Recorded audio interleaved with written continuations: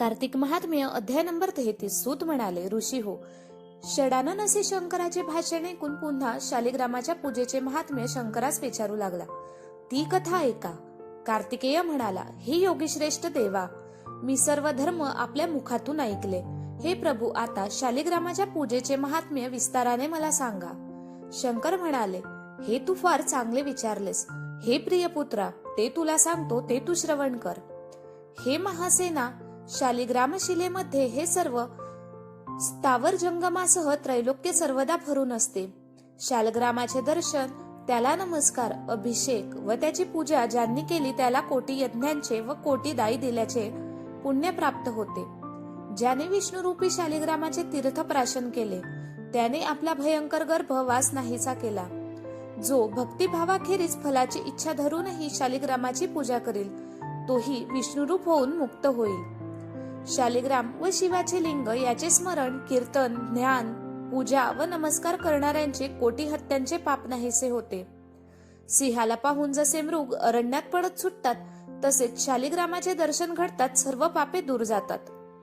मनुष्याने शालिग्रामाला भक्तीने आणि भक्ती वाचूनही पूजा समयी नमस्कार केला असता त्याला मुक्ती प्राप्त होते.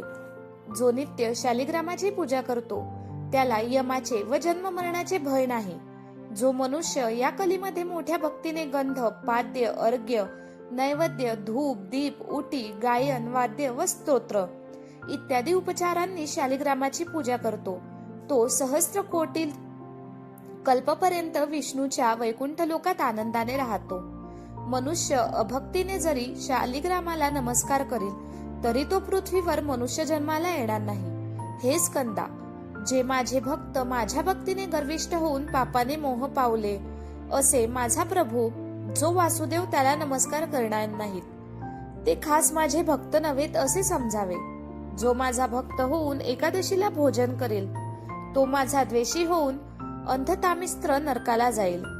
त्याने माझे लिंगाला स्पर्श करावा, याखेरीज त्याला शुद्धी नाही. जी तिथी विष्णूला प्रिय ती एकादशी तिथी मला प्रिय आहे. त्या एकादशी तिथीला जो उपवास करणार नाही तो चांडाळापेक्षाही अधिक पापी समजावा. हे पुत्रा, मी सर्वदा शालिग्राम शिलेमध्ये वास करतो. विष्णूने संतुष्ट होऊन माझ्या भक्तीकरिता मला आपले स्थान दिले. 1000 कोटी कमळांनी माझी पूजा केली असता जे फळ मिळते त्याच्या कोटीपट फळ शालिग्रामाची पूजा केल्याने प्राप्त होते. ज्या मनुष्यांनी या मृत्यू लोकात शालिग्रामाची पूजा केली नाही त्याचे नमस्कार व पूजा मी घेत नाही. शालिग्राम शिलेमध्ये पुढे जे माझी पूजा करतात त्यांना 21 युगे माझी पूजा केल्याचे फळ मिळते. हे स्कंदा, शालिग्रामाची पूजा न करता त्यांनी विष्णूचे भक्तीखेरीज शेकडो लिंगांची पूजा केली तरी त्याचे फळ काय मिळणार? माझी नैवेद्य, पुत्र, पुष्प, फल, उदक हे स्वातंत्र्य ग्राह्य नाहीत. शालिग्राम शिलेचे पुढे मला अर्पण केली तर सर्व पवित्र होतात. ब्राह्मणांनी इतर देवांचा नैवेद्य भक्षण केला तर चांद्रायण प्रायचित्त करावे. विष्णूंचा नैवेद्य भक्षण केला तर कोटी यज्ञाचे फळ मिळते. विष्णूंचे पदोक तीर्थ घेतल्याने कोटी हत्या घडल्या असल्या तरी ते शुद्ध होतात. तसेच शंखोदकांनीही शुद्ध होतात. जो शंकर भक्त होऊन विष्णूची पूजा करीत नाही तो दृष्ट 14 इंद्र होत तोपर्यंत नरकात जातो. ज्याच्या घरी संन्यासी एक मुहूर्त राहील त्याचे पित्र 8 युग अमृत भक्षण करणारे असे होतील. कृष्णाची आराधना न करणारे नराधम या दुःखमय अरण्यात हजारो कोटी वर्ष गोंधळून जातील. एकदाच शालग्राम शिलेच्या लिंगाची पूजा केली तर त्या मनुष्यांना सांख्य योगाचे मेहनतीखेरीज मुक्ती प्राप्त होते. माझ्या कोटी लिंगांचे दर्शन व पूजा केल्याने जे फळ मिळते ते एक शालिग्रामाची पूजा व दर्शन यांनी प्राप्त होते. जो विष्णू भक्त नित्य 12 शालिग्रामांची पूजा करील त्याचे पुण्य फळ ऐका. 1000 कोटी लिंगे भागीरथीच्या तीरी पूजल्याने व 8 युगे काशीवास केल्याने जे फळ ते त्याला 1 दिवसात मिळते. मग जो वैष्णव पुष्कळ दिवस शालिग्रामाची पूजा करेल त्या वैष्णवाच्या पुण्याची संख्या करण्याला मी व ब्रह्मादिक देव समर्थ नाहीत. यासाठी हे पुत्रा, माझ्या भक्तांनी माझ्या प्रीतीकरता शालिग्रामाची भक्तीने पूजा करून माझी पूजा करावी.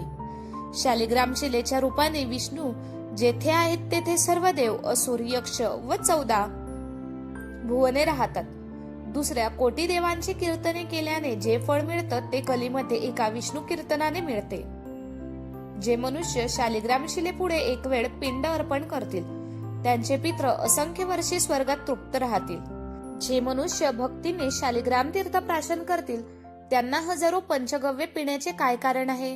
प्रायचित्त घेण्याचा प्रसंग आल्यास शालिग्रामाचे यथायुक्त तीर्थ घेतले असता दान, उपोषणे व चांद्रायण ही करण्याचे कारण उरत नाही. जो सरोवरामध्ये मंदिर बांधून जलाशयी विष्णूची स्थापना करतो त्याला माझे ब्राह्य, सौर इत्यादी प्रसाद बांधण्याची गरज नाही. सरोवरामध्ये जलाशयी प्रतिमेचे पूजन केले तर दुसऱ्या कोटी देवांचे पूजन करण्याचे कर्तव्य काय? षडानना, विष्णुमुख सर्व देव म्हणतात की सर्व पुण्याला परिमित आहे, परंतु शालिग्रामाच्या पूजेच्या पुण्याला गंटी नाही.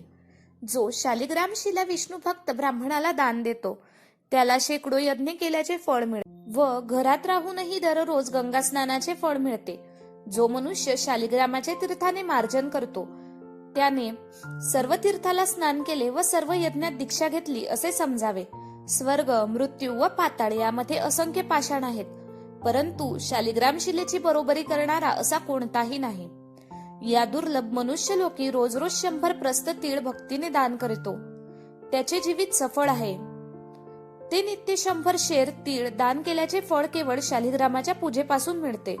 पत्र, पुष्प, फळ, उदक, मूळ, दुर्वा ही शालिग्रामाला समर्पण केली असता ती मेरूप्रमाणे दिल्याचे फळ मिळते. विधी वाचून क्रिया व मंत्राखेरीज जो पूजा करतो तो चक्र धारण करणारा असल्यास त्याला शास्त्रोक्त पूजेचे फळ मिळून विष्णूंची प्राप्ती होते. मी पूर्वी क्लेशहरण करणाऱ्या विष्णूला विचारले होते, ते तुझ्या प्रेमास्तव तुला सांगतो. हे विष्णू, तुम्ही कोणते ठिकाणी राहतात? तुमचा आधार व आश्रय कोणता? तुम्ही कशाने संतुष्ट होता ते मला सांगा. श्रीकृष्ण म्हणाले, हे शंभो, मी नेहमी शालिग्राम शिलेच्या ठिकाणी राहतो. शालिग्रामावर चक्रे असतात, त्यावरून व आकारावरून त्यांची नामे आहेत ती ऐक. ज्या शालिग्रामाच्या मुखाशी सारखी 2 चक्रे जवळ दिसतात ती शिला वासुदेव मूर्ती जाणावी व ती श्वेतवर्णावर असेल तर जास्त शुभ समजावी. 12 चक्रांची निळसर तेजाची दीर्घ आकाराची पुष्कळ छिद्रांनी व्याप्त असे जिचे मुख ती प्रद्युम्न मूर्ती समजावी. अनिरुद्ध शिला पिवळ्या तेजाची वाटोळी उत्तम समजावी. जिचे मुखावर 3 रेषा व पद्माचे चिन्ह असते, जिची नाभी चक्रे वर असतात, ज्या चक्रांच्या रेषा लांब लांब असतात व उजवे बाजूस बारीक छिद्रे असतात व श्यामवर्ण असते तिला नारायण मूर्ती समजावे. ज्या शिलेला मुख ऊर्ध्व असेल तिला हरिमूर्ती समजावी. ती हरिमूर्ती सर्व इच्छा पूर्ण करणारी, द्रव्य देणारी व मोक्ष देणारी अशी आहे. तोडल्याच्या आकाराची पृष्ठावर मोठे छिद्रे असून पद्म व चक्र यांनी युक्त शुक्ल वर्णती परमेष्ठी मूर्ती समजावी. जिचे मुखाचे वर मध्य रेषेपासून रेषा असते, रेषेच्या मुळाशी 2 चक्रे असतात व शिला कृष्णवर्ण असते तिला विष्णुमूर्ती म्हणतात. नरसिंह मोठ्या चक्राचा व कपिल वर्ण असतो, त्याची ब्रह्मचर्याने पूजा करावी, नाही तर विघ्ने उत्पन्न करतो. पाठीवर एकमुखात 2 अशा विषम चक्रांची इंद्रनील मण्याप्रमाणे तेजस्वी नाभीपासून 3 रेषांनी युक्त वस्तूल अशी वराह मूर्ती समजावी. लांबट सुवर्ण वर्णाची 3 बिंदूंनी शोभायमान अशी जी शिला तिला मत्स्यमूर्ती म्हणतात. ती भोग व मुक्ती देणारी आहे. कुर्म मूर्तीची पाठ उंच असून तीवर वर्तुल चक्र असते. तिचा रंग हिरवा असून तीवर कौस्तुभाचे चिन्ह असते. हयग्रीव शिलाग्राम घोड्याच्या मुखाच्या आकाराचा असून त्यावर सुशोभित 5 रेषा असतात. निळसर रंगाचा असून त्यावर पुष्कळ बिंदू असतात. वैकुंठ मूर्तीवर तरावर 1 चक्र व ध्वज ही चिन्हे असतात. द्वारावर गुंजाकार 1 रेषा असते. श्रीधर शालिग्रामावर वनमालेचे चिन्ह असते. त्याचा आकार कदंबाच्या फुलासारखा असून तो 5 रेषांनी भूषित असतो. जवसाच्या फुलाप्रमाणे कांती असून ज्याच्या बिंदू असतात व तो वर्तुळ असून लहान असतो तो वामन मूर्ती शालिग्राम समजावा. श्यामवर्ण महातेजस्वी असा तो सुदर्शन मूर्ती. ज्याच्या डाव्या बाजूवर गदा व चक्र असते, उजवे बाजूवर रेषा असते. दामोदर मूर्ती मोठी असून मध्यावर 1 चक्र असते. दुर्वांसारखा रंग असून मुखावर पिवळ्या रेघा असतात. अनंतमूर्ती शालिग्राम नाना भोग, नाना प्रकारच्या चिन्हांनी, अनेक मूर्तीच्या लक्षणांनी युक्त असा असतो. हा सर्व काम पूर्ण करणारा आहे. ज्याच्या अर्ध्यावर सभोवार उर्घ सर्व बाजूकडे मुख असतात त्याला पुरुषोत्तम म्हणावे.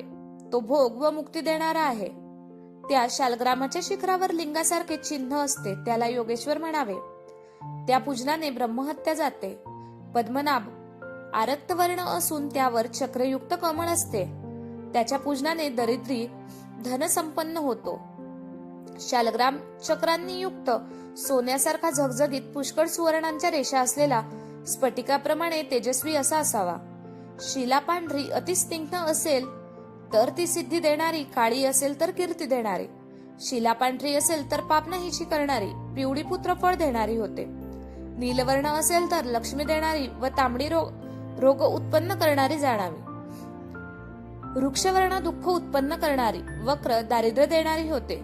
एकच चक्र असेल तर तो सुदर्शन, 2 चक्रे असल्यास लक्ष्मी नारायण, 3 चक्रांचा असल्यास अच्युत, 4 चक्रांचा असल्यास जनार्दन, 5 चक्रे असल्यास वासुदेव, 6 चक्रे असल्यास प्रद्युम्न समजावा. 7 चक्रांचा संकर्षण व 8 चक्रे असल्यास पुरुषोत्तम, 9 चक्रे असल्यास नवव्यूह, 10 चक्रे असल्यास दशात्मक, 11 चक्रे असल्यास अनिरुद्ध, 12 चक्रे असल्यास द्वादशात्मक. याहून जास्त चक्रे अनंत मूर्ती शालिग्रामात दिसतात. शालग्राम तुटलेला फुटलेला असल तरी त्याला दोष नाही. ज्याला ज्या मूर्तीची आवड असेल त्याने त्या मूर्तीच्या यत्नाने पूजा करावी.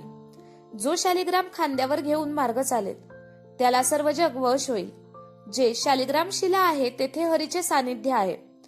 तेथे स्नान, दान, जप इत्यादी कृत्ये केली असता ती काशीहून शतपट अधिक फलप्रद होतात. कुरुक्षेत्र, प्रयाग, पुष्कर, नैमिषारण्य या ठिकाणी केलेले पुण्य कोटी गुण असते. काशीत केलेले त्याहून जास्त होते. ब्रह्महत्याधिक काही पाप मनुष्याने केले असता ते पाप शालिग्रामाची पूजा केल्याने भस्म होते. जे शालिग्राम मूर्ती व द्वारकेतील चक्रांकित या दोहांचा संगम आहे तेथे मोक्ष मिळतो यात संशय नाही. ब्रह्मचारी, गृहस्थ, वानप्रस्थ व संन्यासी या सर्वांनी विष्णूंचा नैवेद्य भक्षण करावा. त्यांचा विचार करू नये. शालिग्रामाच्या पूजेला मंत्र नको, जप नको, भावना नको, स्तुती नको, आचार नको. शालिग्रामापुढे विशेष करून कार्तिकात भक्तीने स्वास्तिक काढले तरी 7 कुळांचा उद्धार होतो.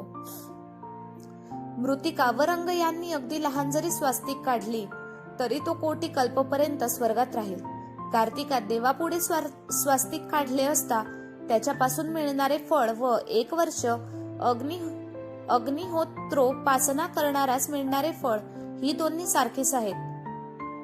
अगभ्यागमन केले असता किंवा खाऊ नये ते खाल्ले असता जे पाप लागते ते पाप हरीच्या मंदिरात रांगोळ्या घालून मंदिर सुशोभित केले असता नाहीसे होते. जी स्त्री केशवापुढे नित्य रांगोळ्यांनी मंडपे काढतील तिला 7 जन्म सौभाग्य प्राप्त होईल. इति श्री पद्मपुराणे कार्तिक महात्म्य त्रयंत्रिशोध्याय समाप्त. धन्यवाद.